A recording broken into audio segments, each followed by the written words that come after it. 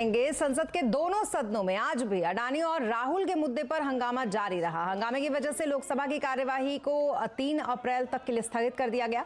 हालांकि इस बीच लोकसभा में कंपटीशन कानून में बदलाव को मंजूरी मिल गई। संसद पर ज्यादा अपडेट के लिए हमारे साथ हैं लक्ष्मण रॉय जी। लक्ष्मण जी, क्या कुछ अपडेट रहा आज संसद पर? दरअसल संसद का अब जो हाल देखने को मिल रहा है, मुझे लगता है कि बहुत दिनों तक ऐसा कभी हुआ नहीं था। बजट सत्र के दूसरे हिस्से की शुरुआत हुए करीब 2 हफ्ते से ज़्यादा का वक्त हो चुका है, लेकिन संसद में एक दिन का भी कामकाज नहीं हुआ और आज भी कामकाज होने की ना तो संभावना थी और ना तो कोई कामकाज हुआ। सुबह बीजेपी के संसदीय दल की बैठक हुई। वहाँ पर रणनीति ये बन रही थी कि आखिर कैसे इस हंगामे के बीच में कामकाज को आगे बढ़ाया जाए, लेकिन जैसे ही संसद की कार्रवाई शुरू हुई, दोनों सदनों में विपक्षी सांसदों ने हंगामा करना शुरू कर दिया। अडानी वाले मामले पे जेपीसी की गठन की मांग करते रहे। संसद के भीतर, संसद के बाहर भी काले कपड़े को लेकर प्रदर्शन करते रहे और स्थिति ये थी कि सदन की कार्रवाई कुछ मिनटों के लिए शुरू होती थी और फिर स्थगित करनी पड़ती थी। आखिरकार सदन की कार्रवाई को 3 अप्रैल तक के लिए स्थगित कर दी गई। हालांकि इस बीच 2-3 चीजें हुई जो महत्वपूर्ण थी। पहली बात तो ये कि लोकसभा से सदस्यता खत्म होने के बाद राहुल गांधी संसद में दिखे, क्योंकि कांग्रेस के संसदीय दल की बैठक थी जिसमें रणनीति खासतौर से यह बनी कि सरकार पर दबाव और कैसे बनाया जाए ज्यादा और प्रदर्शन को और कैसे तेज किया जाए। इससे पहले बीजेपी के संसदीय दल की बैठक हुई थी जहां पे हंगामे के बीच कामकाज को आगे बढ़ाने की बातचीत होती रही। और एक और महत्वपूर्ण बात, चूंकि लोकसभा से राहुल गांधी की सदस्यता रद्द हो गई थी, ये खबरों में है, तो एक घटना भी खबर बन गई, वो ये कि मोहम्मद फैजल जो एनसीपी के सांसद रहे थे, उनकी सदस्यता रद्द कर दी गई थी। तो आज उनकी सदस्यता को बहाल कर दिया गया, क्योंकि अपने जो इस कोर्ट के फैसले के आधार पर सदस्यता रद्द की गई थी, उस कोर्ट के फैसले पर रोक लगा लिया उन्होंने कोर्ट में जाकर के। तो अब उनकी सदस्यता बहाल कर दी गई। हालांकि इस खबर के बीच में चर्चा ये रही कि आखिर राहुल गांधी की सदस्यता रद्द होने के खिलाफ या फिर उनके खिलाफ जो फैसला आया है कोर्ट का, उस फैसले के खिलाफ कब वो अपील करेंगे, लेकिन उसका कोई ठोस जवाब वहां जो संसद में सांसद थे वो भी नहीं दे पा रहे थे, लेकिन हंगामा जरूर कर रहे थे। हालांकि इस हंगामे के बीच में कॉम्पिटिशन बिल में जो अमेंडमेंट की बात थी उसको लोकसभा ने मंजूरी जरूर दे दी। जी, इस बीच लोकसभा में कंपटीशन अमेंडमेंट बिल 2023 को मंजूरी मिल गई, जो जैसा कि आप बता भी रहे थे अभी लक्ष्मण जी, इस पर क्या कुछ डिटेल्स हैं आपके पास?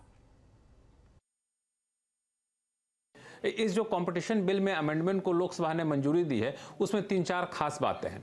पहली बात तो ये कि जिन कंपनियों पर कंपटीशन कानून के उल्लंघन का आरोप है, उनकी जांच रिपोर्ट आने के बाद वो चाहे तो वो सेटलमेंट फाइल कर सकती हैं। यानी कि हम जो हुआ, गलती हुआ, उसको ठीक है, उसमें हम समझौता करना चाहते हैं, ये सेटलमेंट फाइल कर सकती हैं। लेकिन इसमें शर्त यह है कि उसमें कार्टेलाइजेशन का आरोप ना हो, तभी आप ये सेटलमेंट के लिए आपको छूट मिलेगी। एक और चीज, आप कमिटमेंट दे सकते हैं कि हम आइंदा से ऐसी गलती नहीं करेंगे, या फिर जो प्रावधान थे कानून को उल्लंघन करने वाले, उन प्रावधानों को वापस लेते हैं। इस तरह का कमिटमेंट करने का प्रावधान भी इस बिल में जोड़ दिया गया है। जैसा कि सेबी में आमतौर पर होता है सेटलमेंट का प्रावधान, वैसे अब कंपटीशन कानून में सेटलमेंट का प्रावधान होगा। दूसरी महत्वपूर्ण बात यह है कि जो जुर्माना लगाया जाता था कंपनियों पर कंपटीशन कानून को उल्लंघन के मामले में, उस जुर्माने का आधार बनाया जाता था घरेलू टर्नओवर को लेकर के, लेकिन अब यहाँ पे उसको ग्लोबल टर्नओवर को माना जाएगा, आधार बनाया जाएगा। जैसे कि हाल के दिनों में आपको याद होगा कि गूगल पर सीसीआई ने जो जुर्माना लगाया था वो करीब 950 करोड़ रुपए का जुर्माना था, क्योंकि उसके इंडिया का जो टर्नओवर उसको आधार बनाया था। लेकिन अब और ऐसे जुर्माना लगाया जाता तो करोड़ों में जाता, अरबों में जाता, क्योंकि गूगल के ग्लोबल टर्नओवर के आधार पर जुर्माना लगाया जाता। तो अब इस कानून में प्रावधान कर दिया गया है कि अगर कोई कंपनी कंपटीशन कानून का उल्लंघन करता हुआ पाई जाती है तो फिर उस पर जो जुर्माना लगाया जाएगा उसके टर्नओवर का आकलन उसके घरेलू टर्नओवर से नहीं बल्कि ग्लोबल टर्नओवर को आधार बनाया जाएगा। एक और महत्वपूर्ण बात, कंपटीशन कमीशन ऑफ इंडिया जो मर्जर एक्विजिशन के प्रस्ताव को मंजूरी देती है, अभी 210 दिन का वक्त लेती है। अब ये कहा गया है कि 210 दिन नहीं, आप इसको जल्द से मंजूरी दीजिए और इसके लिए समय सीमा निर्धारित की गई है।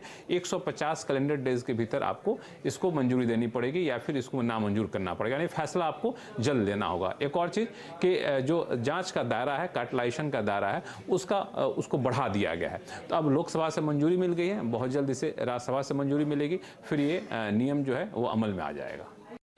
जी, बहुत शुक्रिया तमाम डिटेल्स के लिए आपका लक्ष्मण जी। और अब आगे बढ़ेंगे और बात करेंगे कर्नाटक की, जहां पर आज विधानसभा चुनाव 2023 की घोषणा कर दी गई। यहां 10 मई को चुनाव होंगे और 13 मई को चुनाव के नतीजे आएंगे। आज निर्वाचन आयोग ने यहां चुनाव की घोषणा करते हुए बताया कि 224 सीटों पर होने वाले ये चुनाव एक ही चरण में संपन्न कराया जाएगा। वहीं राजनीतिक पार्टियों की अगर बात करें तो बीजेपी ने 224 सीटों में से कम 150 सीटें जीतने का लक्ष्य अपने लिए रखा है, तो वहीं कांग्रेस ने 124 उम्मीदवारों की पहली सूची अपनी जारी कर दी है। मुख्य चुनाव आयुक्त राजीव कुमार ने बताया कि कर्नाटक विधानसभा चुनाव के लिए 13 अप्रैल को गजट नोटिफिकेशन जारी कर दिया जाएगा। The gazette notification would be issued on 13th of April. Last date of making nominations would be 20th of April. Date of scrutiny would be 21st April 2023. After that, the withdrawal of the candidature can be up to 24th of April. The polling will take place on 10th of 5 in single phase, and day of counting would be 13th of May.